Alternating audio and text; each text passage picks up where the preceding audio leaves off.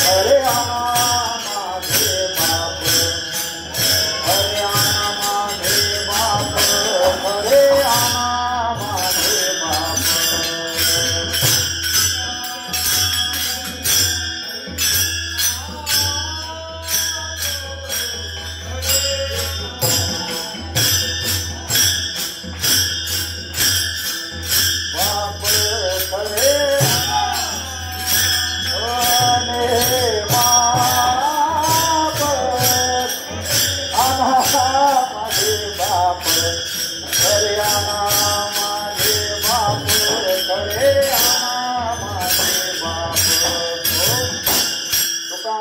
बाप खरे खरे आना माझे बाप.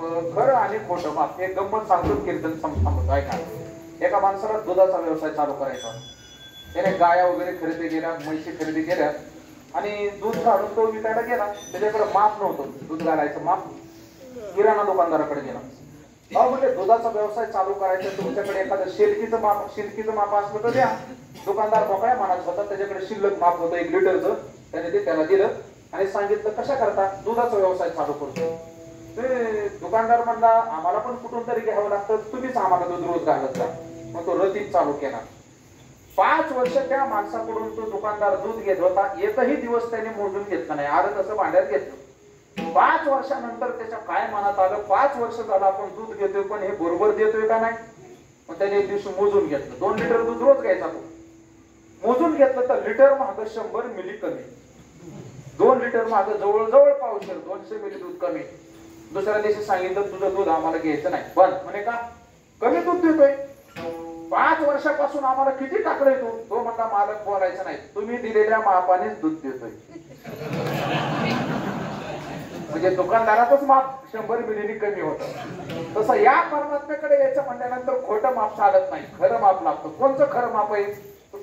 तुका म्हणे आम्हा जोगे आणि विठ्ठल भोगे खरे माप. या परमात्म्याचं चिंतन करणं हेच खरं माप आहे.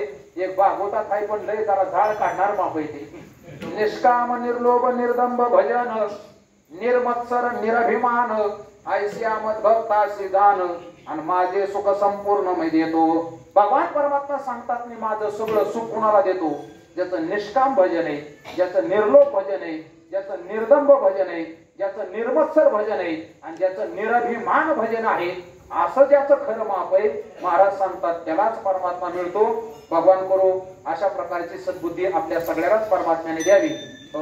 तुम्हाला सगळ्याला दिलेले पण तुम्ही देवाकडे प्रार्थना करा.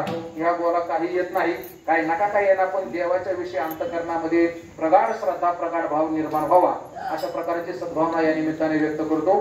कुठलाच अधिकार नसताना गुरुवर्य तात्यांनी, ज्येष्ठ गुरुबंधू आमचे उमेश महाराज यांनी मला आज्ञा दिली आणि त्यावरून या ठिकाणी सेवा करण्याचा प्रयत्न केला. झालेली सेवा भगवान परमात्म्याच्या चरणी, साधू संतांच्या चरणी, उपस्थित संत महंत सिद्ध सगळ्यांच्या चरणी समर्पण करतो. माझे गुरुवर्य देवराम बाबा गायकवाड, त्याचप्रमाणे माझे माता पिता